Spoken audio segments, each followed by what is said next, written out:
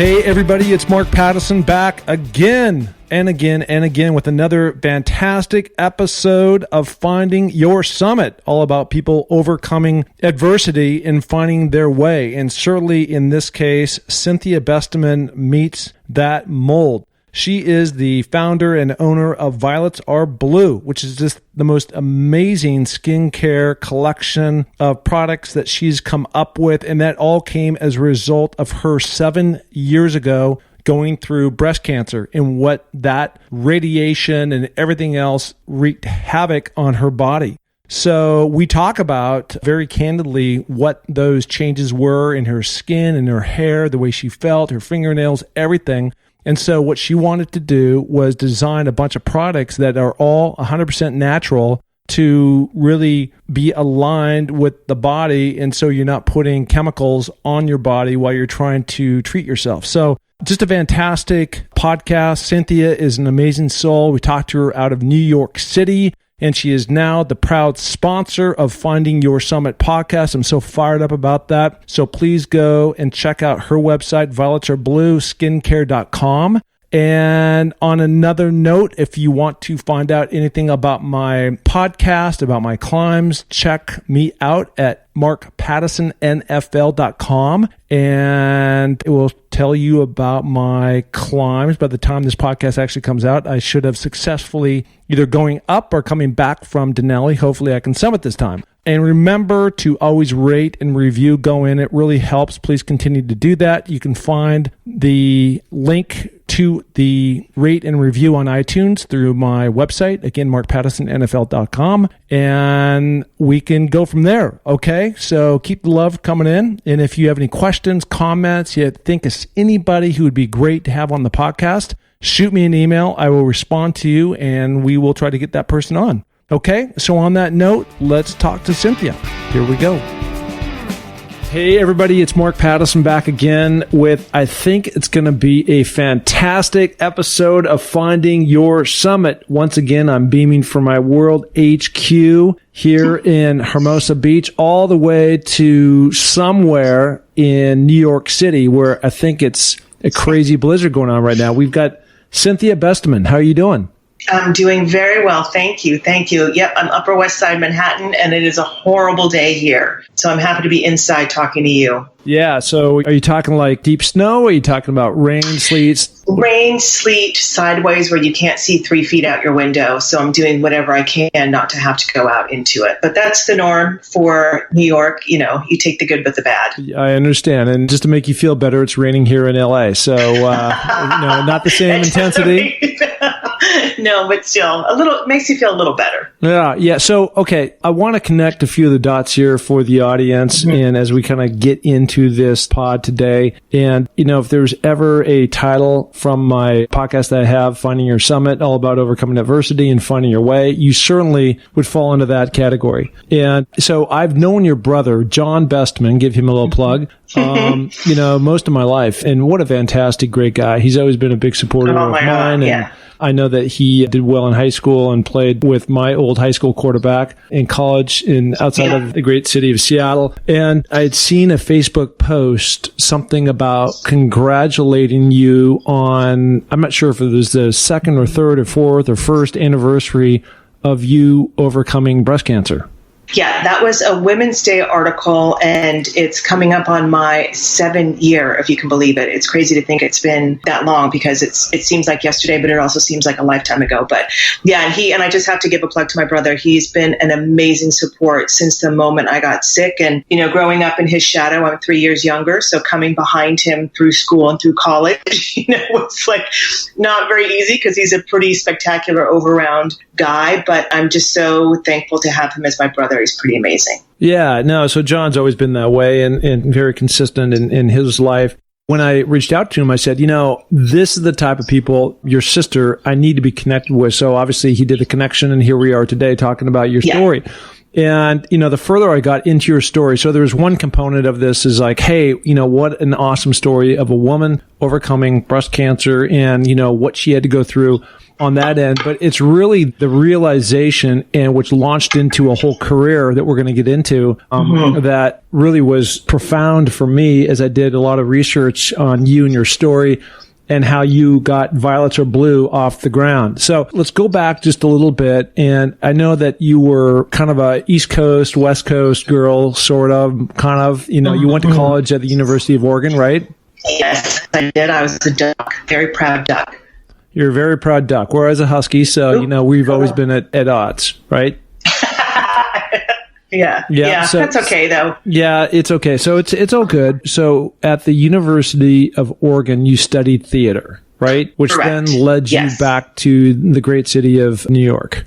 Yes. I came here for what I thought would be a 2-year stint with a Broadway professional training program at a Broadway theater here called Circle in the Square. And from there, I started working with a repertory company for about 15 years doing off-Broadway and Broadway shows. So things just sort of snowballed. And the next thing you knew, I was in New York for 25 years. And I just feel like this is now my home. As long as I can make it back to the West Coast a few times a year, I get the best of both worlds. So yeah, I really came out here for theater, and that's what I really fulfilled that dream, which was not easy. And I have no regrets. I loved everything that I did, but it's a really hard, as you know, being in sports, it's a hard life, and you have to put a lot of work into it. It doesn't always, pay a lot of money being in theater, which is what my focus was. And that led me to go into a career in real estate to actually try and make a lot of money. That was the key for that. I got tired of living hand to mouth and not being able to travel or visit my family because I was always working.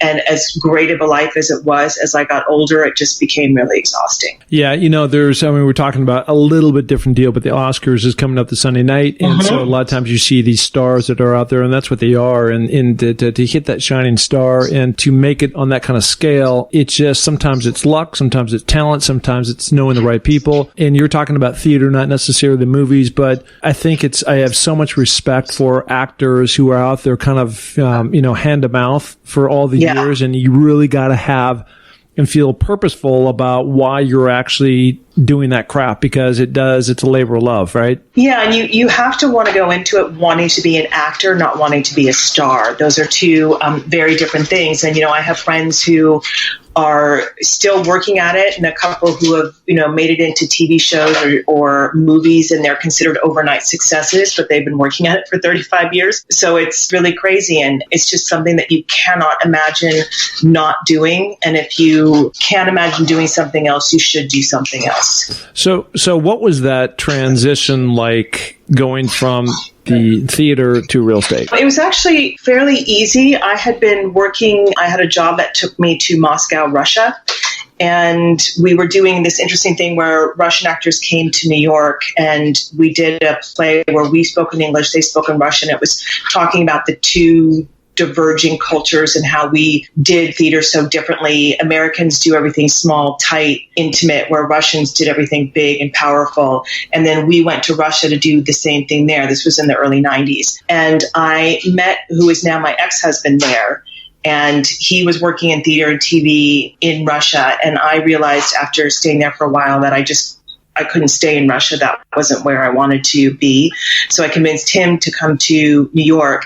And it was really hard for him to readjust here and find work here. And so I decided at that point, I think I was looking for a way to take a break. So I said, well, why don't I get a job that focuses on making money, and you go to school here, enroll in NYU, go to directing school, and that way you can figure out how you want to land here in the city. And right off the bat, doing real estate, I started making money, and I was like, wow, having money is really nice. And it afforded me a lot of things that I had been going without for many years. So it became addictive, and then it became a trap for me because, money is great, but it doesn't fulfill you. And once you get used to having a certain lifestyle, it's very hard to change. And I think that's where my illness came in. I think my body did what my mind couldn't get myself to do. Because by the time that I did get sick, I was pretty miserable in real estate and just didn't know how to get out of it because it afforded me a really beautiful life. Yeah. So it's the classic golden handcuffs. Exactly. Yeah. Exactly. Yeah. Yeah. So you see that so often. And part of the problem with that, as you just mentioned, is that you're manifesting all this different stress and in some cases anxiety inside your body. And I had a doctor buddy tell me one time we're having this whole, the concept was all about stress and what stress does. And he said he had finally stopped putting any kind of limitations on what stress could do to the body, from tumors to breaks to, fractures to nerve damage. I mean, it just like across the board, what stress can do to the body, just wreak havoc on it. So I totally agree. Yeah. So it sounds like, you're making a bunch of money. You're living in New York City. Life's going fairly well, but you're not really happy doing what you really want to be doing. And at that point, right? So then you get, tell me how that, when you went to the doctor and they said, guess what? Well, it was a regular routine mammogram, sonogram. I always, and this is what I recommend to women too, you have to get a prescription now to get a mammogram, sonogram. So I always say to them, ask your doctor, your gynecologist to give you a referral for a sonogram, because I went for my annual. Nothing showed up on the mammogram. That looked fine. They did the sonogram, and I knew something was wrong the second the tech started asking me questions about real estate and was I traveling anywhere? And I was like, okay, why is she trying to divert my attention? So I knew something was up. And then the radiologist came in and he took a look at it. It was just a small, dark, shadowy blip on the screen. And I have to say, he was amazing because he knew immediately that I was starting to panic. And as luck would have it, he was going on vacation that following week. So this was, I think, a Wednesday afternoon, a Thursday afternoon. And he said, listen, come in before the office is open tomorrow. I'm going to do a biopsy. So I was the first person in the morning. He biopsied it. And as I was leaving, I said to him, so do you think we're looking at something serious? Like, do you think this is something? And it was like the look on his face, it was like he was debating, okay, do I give her one more day of ignorant bliss or do I tell it to her like I see it? And he just said, I'm really sorry, but from what I'm looking at, I can say with almost 100% certainty that this will turn out to be malignant. Yeah. And I just remember, the classic stomach dropping, knees kind of buckling and, just filling up with tears. And the only thing I could think to say to him was, am I going to be okay? And, he said, you're going to have to go through some stuff. He used a different word. And he said, but we won't know until we get in there what we're actually looking at, but the odds are in your favor. If you're going to get cancer, getting it in New York City is one of the best places to do it. And we'll make sure that we're, with you the whole way. Is that because of the treatment?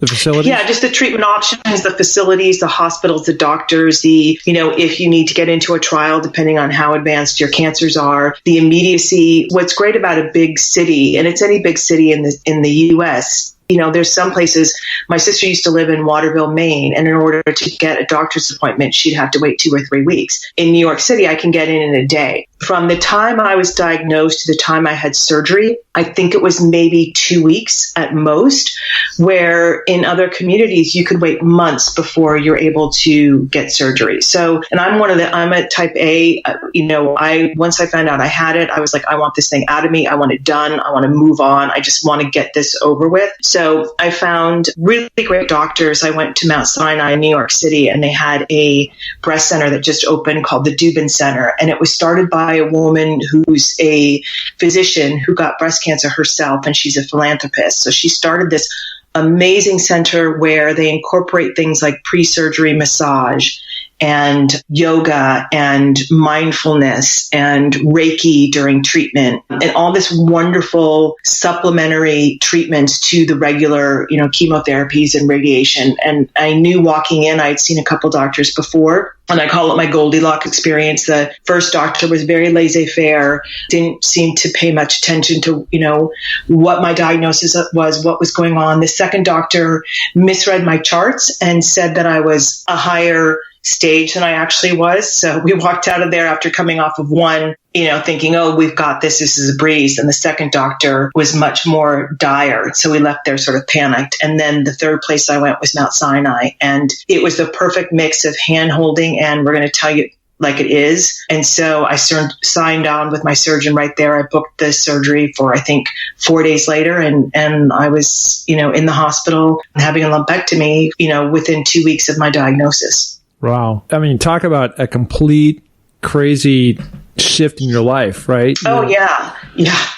Yeah. So let me ask you this. So going into this woman doctor that you were talking about, was the whole idea to around the massage and yoga and things like that, was the whole idea to try to just calm the body down? Because like anybody, you get some news like that and you go into panic mode and I'm sure your nerves are frayed and you're just like uncertainty. And I was the textbook for how not to handle a diagnosis. I went into complete panic mode. I think, I drank more in that week than I had in a whole lifetime. I'm not a drinker, and I think I was having 2 martinis a night. And I immediately, and this is the other thing that I say to women once they're diagnosed, find most hospitals offer mental care, take advantage of their social workers, go in there, talk it out. And if you need a little help with a Klonopin or Xanax, take it. If that's what gets you through the next 3 months of your life, 6 months of your life, do it. Do whatever you can to make it as easy for yourself, because you're making big life decisions that can be life or death decisions. Because, I don't know how it is at all hospitals, but all the ones that I went to, the doctors can lay out what your options were, but they couldn't tell you what to do. You have to make that decision. So in my case, it was lumpectomy versus mastectomy versus double mastectomy versus lumpectomy, radiation, mastectomy, no radiation, gene testing for the BRCA, for HER2, for hormonal therapy. So you have to figure out then by all of these testing how you're going to choose your treatment. And it's really overwhelming because you don't know, am I going to make the right or wrong choice? And how is that going to affect me down the road? And I think with your body in stress, it's sort of like what you were talking about with your buddy who's a doctor. You release hormones when you're stressed out that do not help you in any way, shape, or form. And so I think with the Dubin Center, bringing in these things to calm you before surgery, that's just amazing. I remember, waiting for my surgery, and you're sitting in a room in a gown with other people lined up who are having surgeries for you have no idea what, and you just feel like cattle going in for slaughter. Yeah. So to have someone also just, touch you and calm you down and just say, it's going to be okay. We're here for you. It's a human experience, makes all the difference in the world. And learning about yoga and healthy eating and mindfulness just gives you tricks throughout the days to handle your diagnosis. So it's about also, when you're done with your treatment and you go on with your life, it's about making sure that you incorporate those things into your life so that you don't get this cancer or any other cancer back. And it's, I think, a huge tool that I hope to see more hospitals do in time. And I think they will. I think it's the trend. That they're now the exception, but I'm hoping that in the next few years they'll be the rule of how hospitals treat all forms of cancer. Yeah, well, it makes sense to me, right? It's just really trying to calm the body, the mind, the soul down and put yourself in the best position of success to exit out in a very successful way. Yeah. So you must have made the right choices. Now, when I say this, I say knock on wood because, I'm sure you have to go back every year or whatever, your rhythm is. But, so far, 7 years later, here you are, So you went through radiation. So you had the surgery, then you went through radiation. Yes. And how long did that last? That's 6 weeks. When you go through radiation, you go every day at the same time for 6 weeks. Yeah. And it takes its toll. And I sailed through the first 2 weeks, and I remember walking up Broadway one day, and my treatment, I was one of the first ones in the morning, was I think at 7 a.m. So then I was running around doing stuff. And I remember walking up Broadway and thinking, I have to lay down. I have to lay down right here. I mean, I could not get home fast enough. And from then on out, I was absolutely exhausted. It was like it had just suddenly zapped every ounce of energy from my body. And then from then on out, my skin, it was like my hair became coarse. My skin became really dry and patchy. It was like every ounce of moisture had been sucked from my body.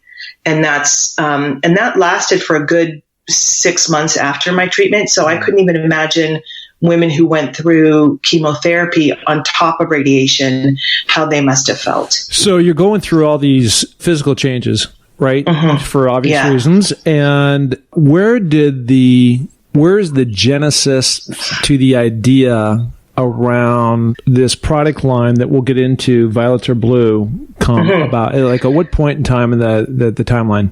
Well, it's funny because when I mentioned before that you have to sort of become the CEO of your cancer and get really educated on the type of cancer you have, the genome that's in it, I became convinced because before I was diagnosed, I assumed that the precursor was family history, of which I had none. I hadn't had red meat in 25 years. I exercised. I never smoke. I rarely drank, as I mentioned. So in my genome type being primarily hormonally driven, I became convinced that my cancer was caused by the environment.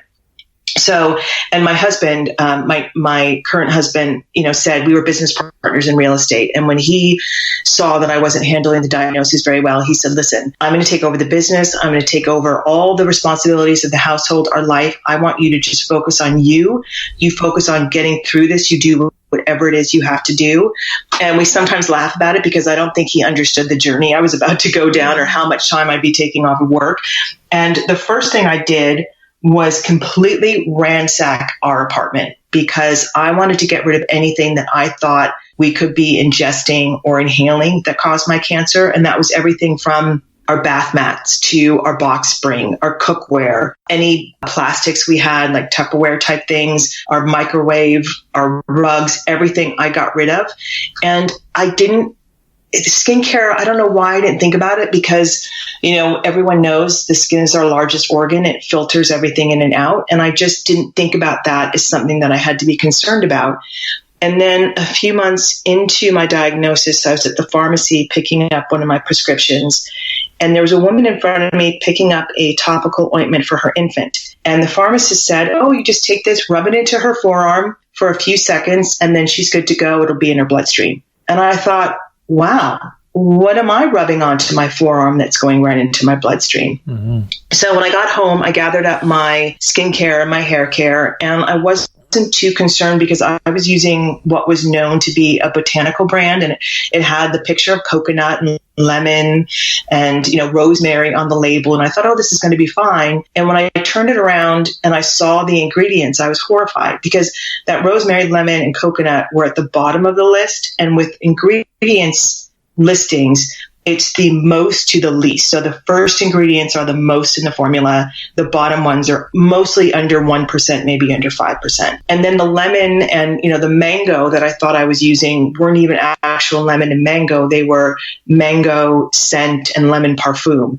And what was listed at the top of the ingredients were petrochemicals, sulfates, parabens, dyes, perfumes, all these stabilizers, everything that would make a product look, smell, feel good, and have a very long shelf life, but nothing that was actually going to be doing any benefits for my skin and potentially harming what was going into my bloodstream. So the next thing I Googled was how to make your own organic skincare. And oddly enough, the next night, a class called Bath and Body University was starting 10 blocks from my house. And it was run by this amazing woman named Marla Bosworth, who owns Back Porch Soap. And she goes around and she teaches classes on making organic skincare and how to source and how, and she's just one of the most educated, smart, intelligent women I know in this field. And she's become my mentor. And so I signed up for the class and I went down the next night and my world was completely changed because for two reasons. One, I became fascinated learning about how basic, simple ingredients that have been around for centuries could actually work way better than conventional skincare. Argan oil, coconut oil, avocado oil, Abyssinian oil, essential oils like helichrysum, for scarring, lavender, all these beautiful products that then you could mix together to make these wonderful products to help your skin stay healthy. And also because for the first time since I was diagnosed, I wasn't in my head thinking about my cancer, thinking about my treatment, thinking about, am I going to be okay? Like I'd have moments of, oh, I've got a headache, or is it, is that a metastasis? Like your mind just goes nuts. And so I really fell in love with the whole process. It became very therapeutic for me, almost meditative. So that's where the seed was planted that I knew that I loved to do it. And I would go in. At this time, I was in radiation. And so the day after the classes, I would go in and I'd tell all the women what I was doing. And I'd say, oh my God, when you go home, order yourself some coconut oil and some cocoa butter, blend it up and add a little bit of essential lavender oil in it. And you'll have this amazing mousse that you can put on your breast and it's going to help you. And their response was, Cynthia, as fascinating as this is, I have a full-time job. I have 3 children under the age of 8. I'm a single mother. I've just had 6 months of chemotherapy. I don't have the time or the energy to make my own skincare on top of all this. And I don't have the time or the energy to go to the drugstore and sit and try and read the backs of labels. And I thought, okay, fair enough. I wasn't working. I have no kids. So I decided to make skincare for the women. I called them my radio mates who were in my grouping of radiation. And so I made products for them, and they loved it, and they were so appreciative. And more importantly, the products really worked for them. And so the whole line sort of grew out from, just making it for the people that I was going through this process with. So that was sort of how the seed was planted. Yeah. And so how many years has Violets Are Blue been in existence? Well, we started the donation program in 2013 with Mount Sinai, which is where I was treated. I had mentioned I went in for my checkup. It was, my 3 or 4 month checkup after I was finished with treatment.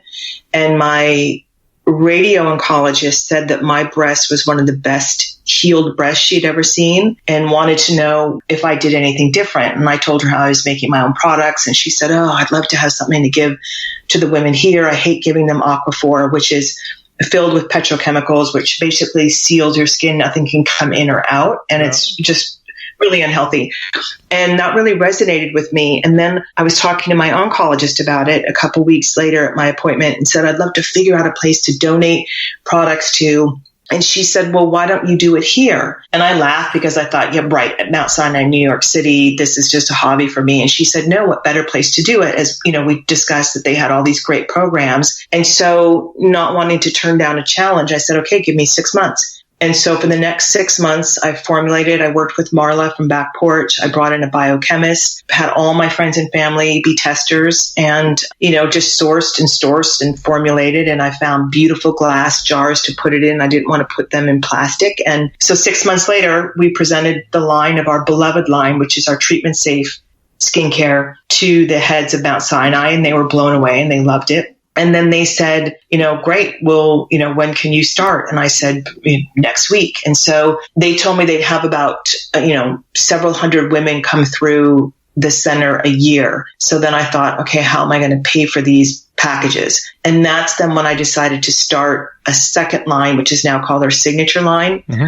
And we have the same basic products with a little bit more essential oils. And then I brought in additional products, scrubs and masks and those types of things that you wouldn't necessarily want to use while you're in treatment, but are still great for your skin. And so that launched, the whole company launched in 2015. That took me a little bit of time. As we mentioned, I had a theater degree. I didn't have an MBA. I had no idea how to run a business coming from, acting to real estate. So a lot of mistakes were made in starting the business. But by 2015, we launched at the Indie Beauty Expo, where we actually won Best in Show, which was great. And we've also won the Gorgeously Green's Best Brand with a Mission. So since 2015 is really when the train has left the station and we're really gathering steam. So I would say that's sort of our timeline. Yeah, no, that's just such a great story. So the one thing I just want to make sure that I don't cross over. So the donation piece is just when new patients go into the hospital, mm-hmm. they're given this gift basket or gift, yes. this set that you have, packaged in a box and yes. presented that, right? They're given on their first day, and this is for breast cancer patients, so it's not all cancer patients. That would be a goal of mine in the future. But anyone going to the Dubin Center at Mount Sinai on their first day of chemotherapy is given our full beloved line, their full-size products to last them through their whole treatment. And, I got to say, I get emails from women all the time saying, what a lot of people don't understand is that the first day of chemotherapy can be scarier than the day that you're diagnosed, because you don't know if you're going to have a allergic reaction. You don't know if you're going to become sick. When are you going to lose your hair? That's a very big deal for these women. A lot of them are working. Some of them are single moms. Some of them have kids. So the real concern is, how is their body going to tolerate this? And all the communication have the same theme, that to be given something to open, to touch, to feel, to smell, something that's not pink, something that's not medicinal, to say, hey, we're here to help you stay healthy, not about focusing on them being sick. They're just so grateful for. And the products really, really work. And they combat the lips chapping and cracking, the fingernails falling off, the feet cracking, the skin become very crepey and elephant-like. They lose their hair. The skin on their scalp is extremely sensitive to sun, to the elements. And so to be given things that help them just feel healthy during their treatments, they're just so appreciative of. And our goal is, as the company grows, my goal would be to get into 20 hospitals by the year 2022. So that's what I'm aiming for. I'd love to bring it to more programs that are similar to the Dubin Center. Well, I can tell you, you were very generous in sending me a little gift set, just to kind of kick this thing off previous to this podcast. And I got to tell you, I mean, just when I opened it up and this confetti type stuff was engulfed around your different products, I hadn't even put anything on my face and I felt healthier. I mean, it was just fantastic. Oh, packaging. Wow. Well, that means a lot. Yeah, thank you. No, seriously. I started a company called Front Porch Classics, and we ended up in 700 different retail locations, 7 countries, ultimately sold the company. But one of our strengths was packaging, and you nailed it. Oh my God. That means the world to me, because that's something that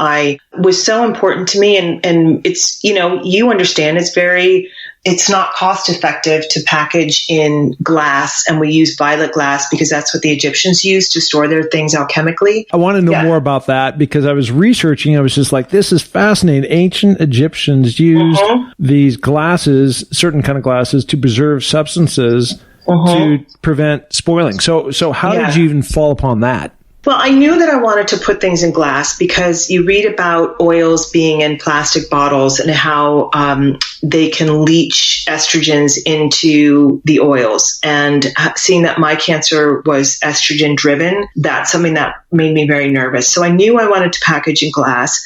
A lot of the green beauty brands do that because it's just a safer way. And one day because the name of the company is Violets Are Blue, I just Googled violet glass and this came up, and I immediately fell in love, and reading the history and how it keeps things more potent for up to 6 months to a year than it would be in regular packaging. I was just sold, and it's not cheap. So our margins suffer because of it, but it's worth it to me to bring a quality product. Also in green beauty, we try and limit the preservatives we use. It's very important for people to know that you always have to have preservatives in a water-based product. Do not buy anything that does not have a preservative. If it's only oils, that's great, no preservatives. But anything that has water in it, the bacteria that can grow from that water is way worse than any natural preservative that's going to be in your product. And that's sort of a falsity that people don't understand when they're going green. But with the violet glass, you can limit the amount of preservatives that you put in just because it gives it a little extra protection. And it's just beautiful. It's beautiful and it's thick. I've dropped mine on my tub many a time and it hasn't broken. And it just gives a weight to the product, and I just love it. So the second I saw it, I knew. And then I did see many other green brands who had it, and I thought, okay, genius. But it's because we all have the same goal in mind, to use the best packaging that can be recycled. So that also, gave me the insight to know that I was on the right path in choosing that. Yeah, I've got a special friend who she was here, and so this package arrives, and I open it up, and she's like, "What's this?" And so I'm pulling these things out, and she didn't know that you and I had connected, and frankly, I didn't even know that this package was on the way. This is kind of a surprise thing from you, in front of as I said, this podcast. So she was pulling these things out and looking, and she knows she specialized years ago in cosmetics, and so she's reading the different labels, all the ingredients, the glass. I mean, she was nailing every single one of these points about organic and the glass part of it. I mean, she was like so impressed about, and she didn't even put anything on. She was just so impressed about, the packaging and the ingredients that were there. So, that means a lot. That means a lot. Yeah, you've got a couple fans. So where did you come up with this great title, Violets Are Blue? It's so funny because it's the least interesting part of the story, but it also shows how the universe, I think, conspires to make things happen. When I was in college, I was working there's an area in Seattle called Capitol Hill, and it was kind of the funky, where the record stores, those who even remember what records are at this point, the record stores and, vintage clothing stores. And I was working up there, and I just thought one day I'm going to move here and I'm going to open a store and call it Violets Are Blue. And I had no idea what or where or how. And that was the easiest thing for me in choosing the name. And then I realized that, it's interesting when you're diagnosed with breast cancer, you're inundated with pink ribbons, pink t-shirts, pink mugs, pink hats. And I thought, if one more person gives me a pink mug, I'm going to throw it at their head. Because you don't, it's like when you're first diagnosed, you don't want to announce it to the world. I didn't want anyone to know I was sick. I didn't want anyone at work to know. And when someone sends you a t-shirt, with a ribbon on it, you feel like, you're so appreciative that people are thinking about you, but then it feels like it's this big spotlight on you that you're sick. So I wanted to bring a different color into the scheme of breast cancer. And when giving the packages, like just to say there's other colors out there. And then also with the color blue, on one hand, it signifies sadness and sickness. But then in studies, people find that blue is the most comforting and most healing. So it's this wonderful full circle thing of us saying, you know what, you're going through something really crappy right now and you're down and you're sick, but we're here to help you see you through and see you onto a whole new healthy lifestyle. Well, there's two things. One, you're providing a solution, right? And the second part of that is years ago, I was in France and in these massive lavender fields. And it just feels, so maybe it's in there. I'm not looking at it right now, but your website is just like coated with this lavender and your products. And so, I know that's more of a purple color, but kind of purple blue. It's violet. Violet is a very lavender color. And what's important to know about lavender too, which is what we use as our main scent, and we put in just enough to cover up the base oils, that essential lavender oil is been shown in studies to be the most calming on the nervous system. And it's the most helpful with dealing with inflammation throughout the body. And so that's why I really wanted to focus on the lavender scent, the calming. And I cannot imagine what being in those lavender fields must have been like for you. It was very calming. and actually, it was surrounded. Now that you say that, it was this place that I was at. I believe it was like a monastery, right? So the monks were, So it's just fields and fields and fields of this lavender. It was beautiful. So where can people find this amazing product? Well, you can find us online at violetsarblueskincare.com. You can find us in Anthropology. We just launched online in January with Nordstrom, which is very dear to me, being a Seattle girl. That was a big coup. And there's also a great store called Credo Beauty, which they're poised to become the green beauty version of Sephora. It was started by two top execs who were at Sephora, left to create a greener alternative throughout the U.S., and they're growing. And just so people know, 10% of the purchase price, whether they buy it through us online or in any of these stores, go to support these donations. So when you're buying something healthy for yourself or a loved one, you're also helping women. You're actually buying these packages for these women to be given on their first day. So it's also women helping women, which I want to promote. And, everybody's been touched with a loved one who's been diagnosed. So to give them, something other than flowers, products to say, we're thinking about you. Because although we do donate them, we do offer the Beloved line for sale as well. Yeah, no, it's great stuff. And there's nothing better than a doer. And that's what you are, as a doer. And you've actually, you walk the walk, you talk the talk. And out of the ashes has risen this beautiful flower and this product line in Violets Are Blue. And I congratulate you. I really do see big things for you in the future. I mean, it's well, fantastic. Thank you. Thank you. That means a lot coming from you and what you've been through. That means a lot. Yeah. So listen, we are going to put everything where people can find you, where they can buy this product, in the show notes. It will be online, and then we'll promote it that way. So I will do everything I can in my power to, have the Violets Are Blue flag on top of the mountain. And wave oh my away. God, that's awesome. That's right. It'll be great. So listen, on that note, I appreciate your brother very much for connecting us, and I appreciate you for all that you do and the people you're helping, and best of luck with your beautiful company. Mark, thank you so much. It's been a pleasure meeting you and learning your story. You are an inspiration, and what you're doing is pretty incredible yourself. So it's an honor to spend this time with you and to meet you. Thank you so much. Have a great day. Thanks. You too. Hey, and thank you so much for listening to the Find Your Summit podcast. We are so glad to have you along for this journey. And if you enjoy the show, please tell a friend, share it on iTunes, spread it to the planet. We're looking to broadcast this to every person that is out there because, as you know, everybody has their own summit that they're going after. If you're looking to follow my journey, you can find that through my social links on markpattisonnfl.com. That's Mark, M-A-R-K, Pattison, P-A-T-T-I-S-O-N, NFL.com. So, until the next podcast, just remember, clear eyes, full hearts, and remember, it takes a little more to make a champion, so make it happen. Thank you. Bye.